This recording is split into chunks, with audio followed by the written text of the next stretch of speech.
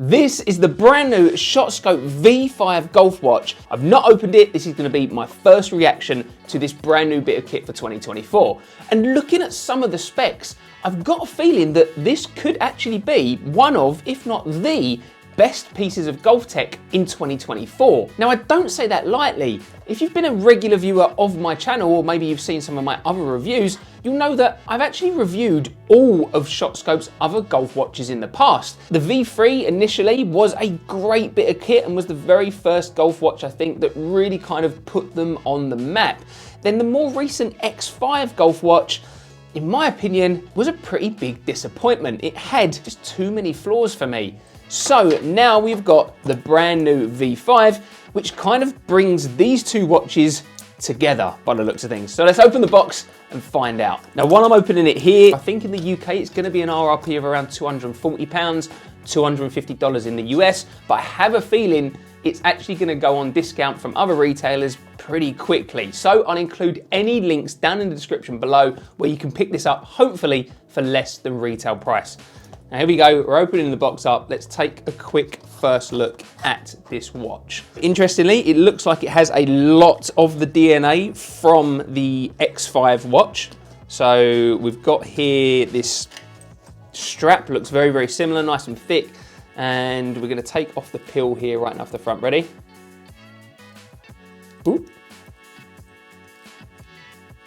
Always satisfying to do that. Now let's see, hopefully it's gonna have some battery in it so we can show the screen. Oh, it's turning on. Let's have a look here.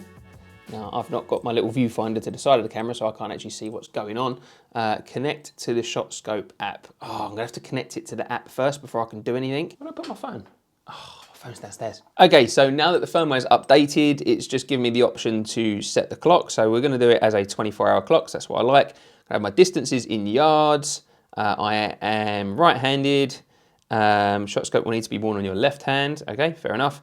And course tutorial. Do you want to have a quick look at the tutorial? Why not? Let's have a quick look then. Right, so to tap subscribe, of course you want to play. Okay, cool. Swipe across. Add any new courses when it's made available through our in-house mapping team. Okay, we'll do. Your course isn't mapped, request it and have it mapped within 5 working days. Okay, interesting. I'm not sure how I'm going to test that out, but if I come across any courses that aren't mapped, we'll test that out. So straight away, I'm trying to touch the screen and this isn't a touchscreen watch. So that is one big issue with the X5 that it seems that the V5 has sold, because I really couldn't get on with this touchscreen on the old X5. It was too sensitive and just a bit of a pain in the backside, really. Now we've got the 4-button layout. So we've got select and back on this side over here, and then we've got up and down on this side. So I'm pleased to see that change. In terms of the screen brightness, you can see it here.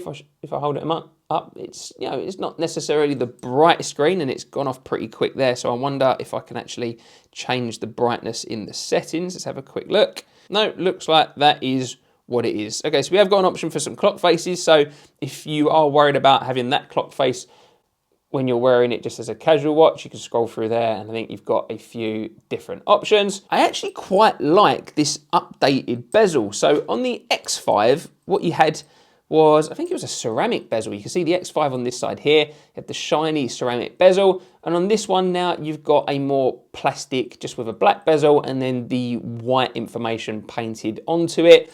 I know some people might actually prefer having a ceramic bezel, but to be honest, I'm not really that fussed about wearing either of these watches off of the golf course, certainly not for long periods of time.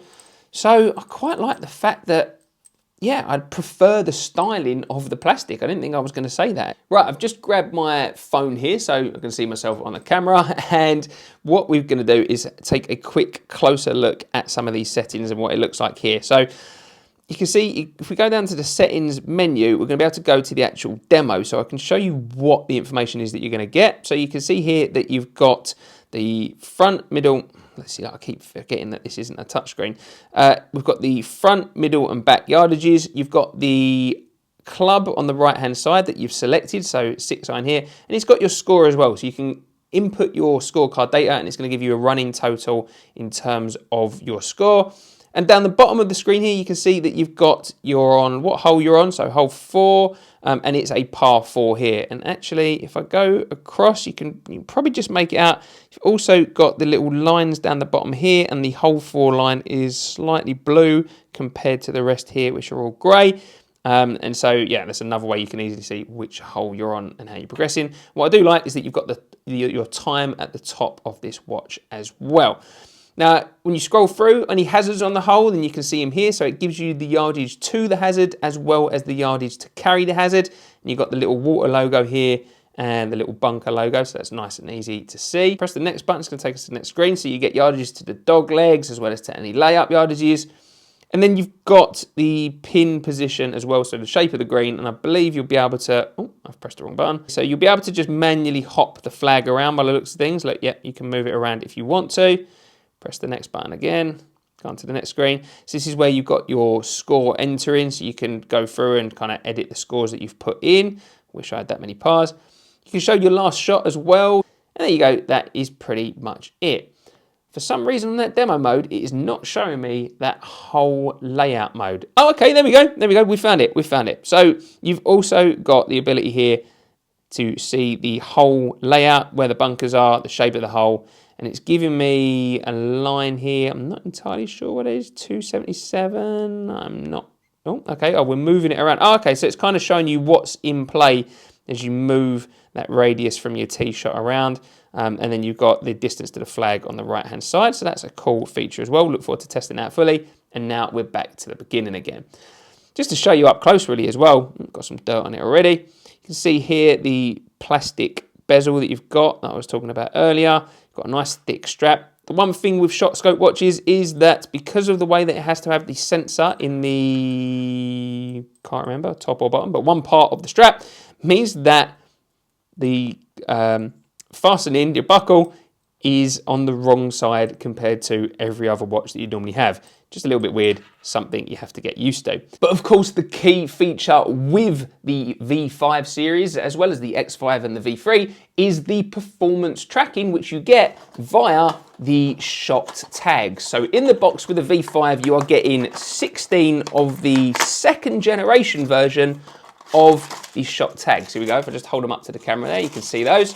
So they just screw into the top of your clubs. And with the second generation version, I believe that the shape has been changed compared to the first generation, so they fit the end of your clubs better, and they're improved in terms of picking up the sensor. So there's a sensor in the strap of the watch, and then when you hold it near the club, when you grab it, then it recognizes what club you've picked up and what club you're hitting, and then it tracks that shot for that club. Now, when I've used that system in the past on the V3 and the X5, it's a pretty good system. It's not necessarily without its flaws in terms of accidentally picking up shots that you didn't mean for it to pick up, or potentially missing shots. But what I did find is that if I, instead of just picking up the club, if I just held the end of the club slightly near the watch, it would pick it up pretty much every time. If you want that kind of data in terms of the distances, yardages, accuracy, shots gained, your up and down rates, and all sorts of data, just so much data. In fact, let me look at the sheet here. Yeah, 100 plus statistics that you can gain from your data. Then you need a watch like this that can kind of track that. With the Garmin watch, something like the S42, which doesn't automatically come with the tags, you have to spend more money to get those tags. The data that you get isn't nearly as in-depth as what you get with the ShotScope app. So if you're looking for that data, this is something that you definitely want to consider. The other key factor when it comes to ShotScope is the fact that there are no subscription fees. It's a one and done charge. So something like the Arcos system, you have to pay a regular subscription fee. Same with the Garmin system as well. There's an annual or a monthly charge to that too. Right, let's keep looking in the box while we're here. So we've got a quick start guide. That's great, but we're not going to use that. And then the other thing we've got in the box is the charger. So if I just open the little charger box now, so you've got a USB-A charger on one end, and then you've got the unique proprietary charging port on the back there. So it's this triangle thing. If I show you on the back, there you go, you can kind of see it in there. There's no magnets or anything like that, but I believe, if I remember rightly from the previous version, it's a pretty nice, secure kind of fit. It's a little bit tight at the moment, first time I use it. Yeah, like I'm not worried that that's going to accidentally come out and stop charging when you are away from it. There you go, you can see how hard that was to actually get out. Now the information on the website says that it's got enough battery to last 2 rounds. That's going to be a key thing that I'm going to be looking out for on this new V5, because on the previous X5 version here, wasn't particularly impressed with the battery life. I believe I said it had the battery life the size of a pea in it. And after using it, I think after 1 full round from 100% battery, it was down to about 20%. So it'll be really interesting to see what changes they've made to the X5, whether they've actually put a physically bigger capacity battery in it, or whether they've changed the firmware enough so the battery life is going to be greatly improved on the V5. Definitely something I'm going to check out in my full review. So with the old V3 watch, you had pretty much the same data, the same shot tracking, the first version of the tags, and it worked really well in the fact that it wasn't a touchscreen. It worked really well with the navigation buttons on the side, but it wasn't the nicest watch to look at. It wasn't particularly attractive. I think now with the new V5, you've got the looks of the X5, but you've got the functionality of the buttons, and I think that's going to actually play a big factor with this watch. So I'm really looking forward to getting out of the course and testing this watch for myself. If you haven't subscribed to my channel already, make sure you hit that subscribe button and hit the bell notification too, so then you will get a little pop-up when I actually post my full review of this watch, which will be coming as soon as possible. I've just got to get out on the course, start hitting golf balls, and I'm going to get a few good rounds under my belt with it before I release that review, because I'm really keen to test the battery life and actually how this works out on the course. Smash the like button if you found that video helpful, and if you're wondering why I gave the X5 such a hard time, then check out my full review of that video right here.